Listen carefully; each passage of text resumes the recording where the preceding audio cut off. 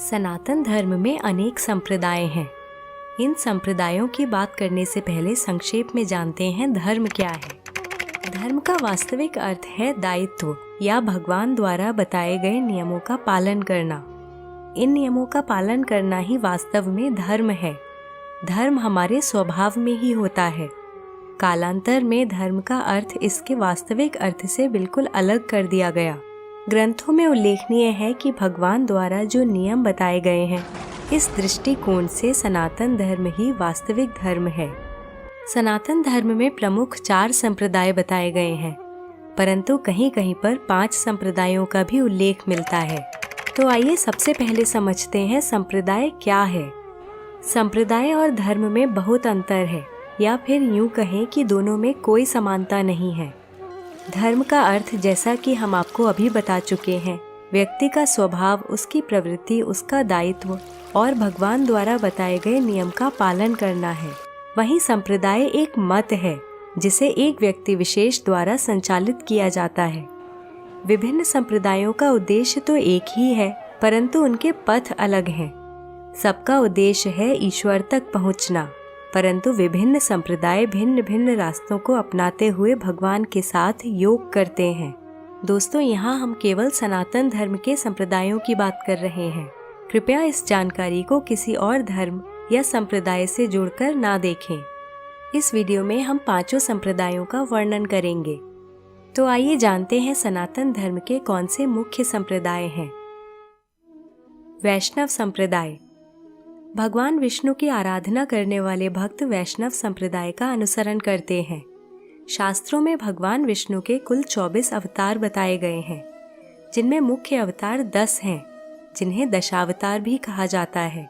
ये दशावतार इस प्रकार हैं: मत्स्य, कच्छप, वराह, नरसिंह, वामन, परशुराम, राम, कृष्ण, बुद्ध और कल्कि। सनातन धर्म की पुस्तकों जैसे ईश्वर संहिता, विष्णु संहिता, महाभारत, विष्णु पुराण, रामायण और वेदों में ऋग्वेद में वैष्णव विचारधारा का वर्णन मिलता है।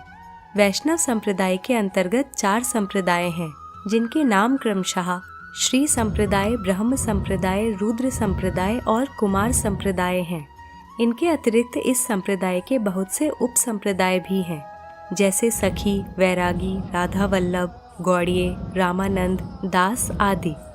वैष्णव मुख्यतः श्री राम और कृष्ण की आराधना करते हैं। इस संप्रदाय के प्रमुख तीर्थ स्थल जगन्नाथपुरी, श्रीनाथ जी, खाटू श्याम जी, बद्रीनाथ, द्वारका, तिरुपति बालाजी, मथुरा और अयोध्या हैं। शैव संप्रदाय। महादेव शिव की आराधना और उन्हें ही परमपिता मानने वाले भक्त शैव संप्रदाय का अनुसरण करते हैं।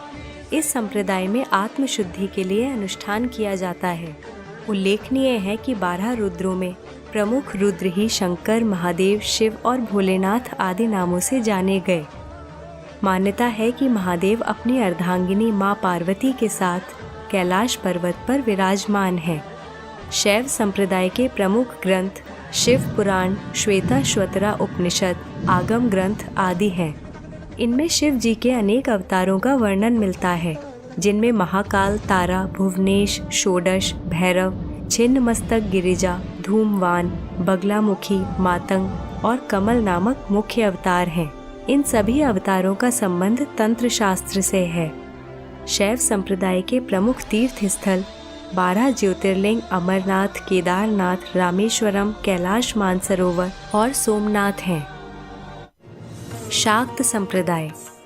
देवी पार्वती अथवा दुर्गा के उपासक शाक्त संप्रदाय के अनुयायी हैं। शास्त्रों में पार्वती को शक्ति नाम से संबोधित किया गया है। इस संप्रदाय की विचारधारा के अनुसार स्त्री संसार की सर्वोच्च शक्ति है, इसलिए इस संप्रदाय में देवी आदि शक्ति को ही ईश्वर माना गया है। ऐसा माना जाता है कि संसार में जहाँ सृजन की शक्ति है, वहाँ प्रकृति है, इसलिए देवी को प्रकृति कहा गया है। इस संप्रदाय में अनुष्ठान का बहुत महत्व है।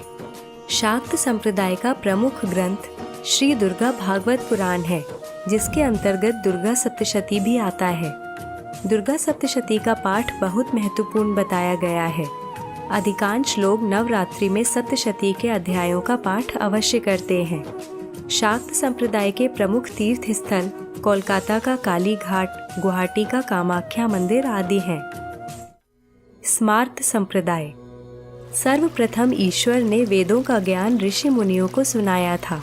इस प्रकार वेद ज्ञान इस संसार में श्रुति के माध्यम से आया, इसलिए वेदों को श्रुति ग्रंथ कहा जाता है। ऐसी मान्यता है कि वेदों के अतिरिक्त सभी ग्रंथ स्मृति ग्रंथ हैं।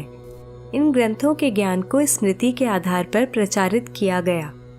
स्मृति ग्रंथों में मनुस्मृति, सभी स्मृतियाँ और पुराण सम्मिलित हैं। इन स्मृति ग्रंथों के उल्लेख का अनुसरण करने वाले स्मार्त संप्रदाय के अंतर्गत आते हैं, अर्थात इस संप्रदाय के अनुयायी भगवान विष्णु, महादेव, शिव, देवी दुर्गा सभी की आराधना करते हैं। ये लोग सांप्रदायिकता से दूर होते हैं। भारतवर्ष में अधिकांश लोग स्मार्त संप्रदाय के ही हैं। वैदिक संप्रदाय। वैसे तो मनुष्य जीवन का आधार वेद ही है और सभी संप्रदायों में वेदों के उल्लेख को माना जाता है, और देखा जाए तो सभी संप्रदाय वैदिक संप्रदाय के अंतर्गत ही आते हैं। परंतु कालांतर में अनेक भ्रांतियों के कारण अध्यात्म में बहुत मिश्रण हो चुका है।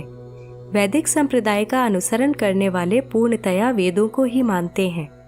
इस संप्रदाय में केवल एक ईश्वर की आराधना की जाती है, जिसका कोई आकार नहीं है।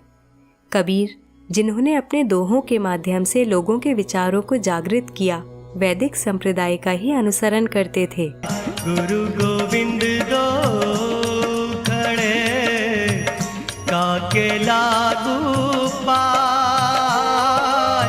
बलिहारी गुरु आपने गोविंद जियो बताए, कबीरा गोविंद जियो बताए। और दोस्तों, इस प्रकार सनातन धर्म के लोग भिन्न भिन्न संप्रदायों का अनुसरण करते हैं, परंतु सबका उद्देश्य केवल आत्मज्ञान की खोज करना और मोक्ष की ओर अग्रसर होना है। आशा करती हूँ आपको यह कड़ी पसंद आई। हम जल्दी लौटेंगे एक नई जानकारी के साथ। इस वीडियो को देखने के लिए आपका धन्यवाद।